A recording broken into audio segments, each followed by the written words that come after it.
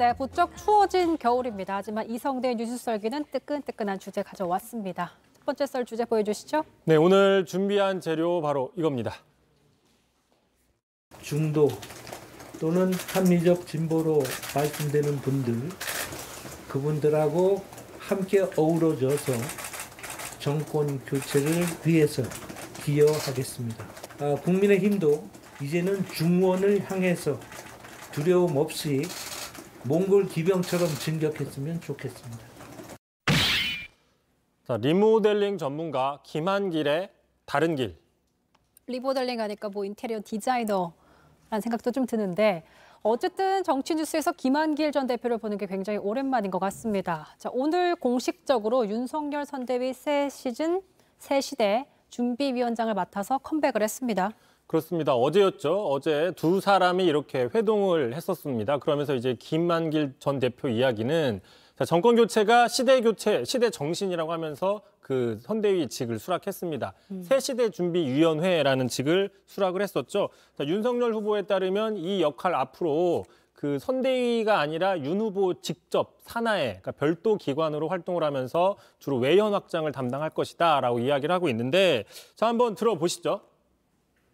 정권 교체의 열망은 같지만 아직 우리 당과 함께하기를 조금 주저하는 분들이 계십니다.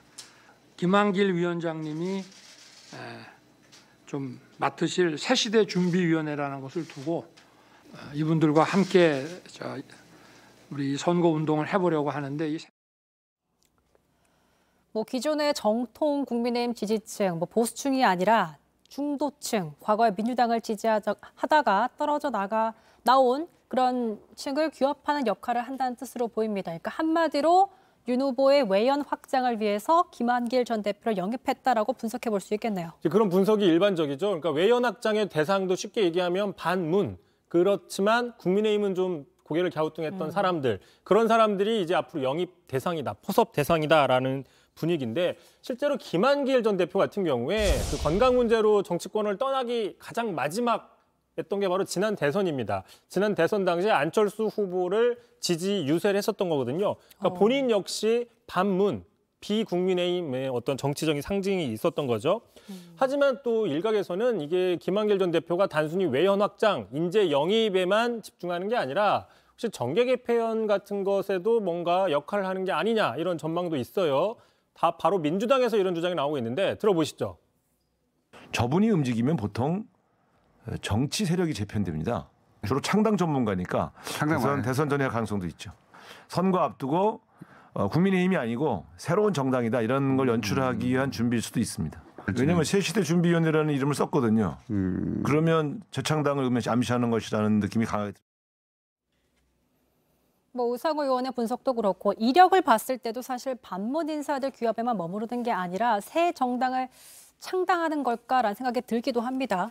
그렇습니다. 말씀하신 것처럼 김한길 전 대표 이력 잠깐 살펴보시면 우리나라 정치사에서 좀 독특한 이력입니다. 특히 야당 정치사, 정당사에서는 빼놓을 수 없는 어떤 정당 구조조정 전문가 또는 당 리모델링 전문가, 그다음에 창당을 여러 번 했던, 창당을 다수 했던 경험이 있고, 그다음에 또 당 리모델링도 했었고 또 정계 개편을 기획했던 전략통이기도 합니다. 자, 실제로 2007년 대선이었죠. 대선을 앞두고 열린우리당을 선도적으로 탈당을 했어요. 그리고 중도개혁 실용 정당을 만들었는데 그 당시 무려 탈당과 창당을 8번이나 주도했다라는 거죠. 그러니까 이게 보통 이제 자기는 가만히 있는데 당이 합쳐지면서 자연스럽게 당적이 바뀌는 게 아니라 본인이 탈당했다, 창당했다, 다시 합당했다, 이렇게 만들었던 거를 8번이나 주도적으로 했던 게 8번이나 된다는 얘기죠. 탈당, 창당, 합당 8번 주도. 자, 어쨌든 우리 정치사에서 이런 걸 이렇게 반복하는 게 그렇게 좋아 보이지만은 않습니다.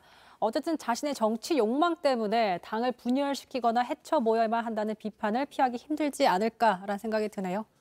그런데 이제 물론 정당사를 보면 분열의 아이콘이라고 하면은 떠오르는, 지금 시청자분들도 떠오르는 정치인들이 아마 몇 명 있을 거예요. 탈당, 창당을 밥 먹듯이 했던. 하지만 이제 그런 정치인들과는 좀 김한길 전 대표의 경우에는 길이 좀 다른 거 아니냐라는 분석이 있긴 있습니다. 자, 왜 그러냐? 자, 그 김한길 전 대표 같은 경우에 지난 2007년 아까 말씀드렸듯이 열린우리당을 탈당할 당시에 자, 김한길 전 대표가 이렇게 얘기를 했어요. 이건 기획창당을 위한 것이다. 그러니까 당시 열린우리당으로는 2007년 대선을 치르기 힘들다는 판단 하에 이후에 나가서 야당을 새로 창당했다라는 거죠. 실제로 이후에 열린우리당이 이 당이 흡수가 되면서 야권 통합이 돼서 대권을 치릅니다. 물론 패하긴 했었죠. 자, 두 번째 사례도 있죠. 2014년 3월 아시겠지만 당시에는 민주당 대표를 지내고 있었는데 바로 이제 신당 창당을 준비하던 안철수 후보를 아예 데리고 들어와서 합당을 한 거죠. 그래서 민주당 세력으로 이제 통합을 시켜서 야권 통합을 하고 그해 지방선거를 치른 겁니다. 그래서 이 두 가지에 대해서 일단 야권에서도 이 부분에 대해서는 뭐 평가 자체가 크게 분열이다 이런 평가는 나오진 않고 선거를 앞두고 정당을 리모델링했다 또는 구조조정을 통한 야권의 어떤 강화 차원으로 해석은 많이 하고 있는 상황이죠.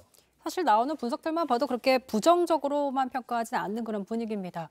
어쨌든 김한길 전 대표는 정당이 어려울 때 선도적으로 판을 흔들어서 신상처럼 보이게 만드는 일을 주도적으로 해왔다.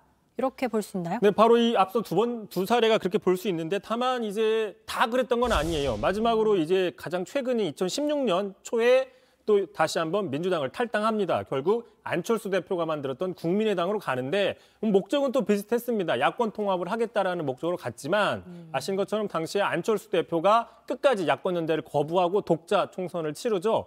그러면서 이제 김한길 표의 어떤 리모델링이 좀 실패하는 상황이 되고 이후에 사실상 정계 은퇴로 가는데 어쨌든 이렇게 김한길 전 대표의 이력을 볼 때 이번에도 혹시나 야권 연대 또는 안철수 전 대표 등과의 어떤 연대 무게 가능성이 있는 거 아니냐라는 분석이 나와요. 실제로 자, 김한길 전 대표와 좀 측근이라고 보이는 임재훈 전 의원 이렇게 얘기를 했어요. 김한길 전 대표가 합류했지만 국민의힘의 재창당 논의는 없다. 다만 박빙의 선거가 이루어지면 안철수 대표 등의 연대 나 통합은 배제할 수 없다 이렇게 분석을 좀 하고 있습니다. 사실 저도 김한길 대표와 이제 안철수 대표와의 관계가 있기 때문에 이런 걸 좀 가능성에 두고 영입하지 않았을까라는 생각이 드는데 어쨌든 김한길 전 대표가 대표적인 반문 인사이긴 했지만 민주당 대표 또한 야권 인사입니다. 민주당은 어떤 입장이 나오고 있나요? 취재를 해봤더니 민주당 입장에서는 그러면 김한길 전 대표를 영입하려고 했냐? 그러지는 않았다라는 거예요. 영입 시도를 따로 하지는 않았다라는 거죠. 건강 문제가 있어서 이제 사실상 반정계 은퇴를 했기 때문에 다만 이제 이런 흐름들이 나오면서 제발 윤석열 후보 측으로는 가지 말아라. 이런 어떤 만류나 부탁들은 많이 있었다고 합니다. 자, 그럼에도 이제 선택을 했죠. 자, 그러다 보니까 당에서는 결국에는 윤석열 후보가 반문을 위한 역할밖에 못할 것이다라고 비판하고 있습니다. 들어보시죠. 도대체 김한길 대표와 어떤 정책적 비전을 공유했기에 결합시킨단 말입니까? 그저 정권 교체를 해야 되니까 다 함께 뭉치자. 이것 말고는 다른 게 없는 것 아닙니까? 그래서 반문 연대, 반문 집합체라고 하는 평가 외에는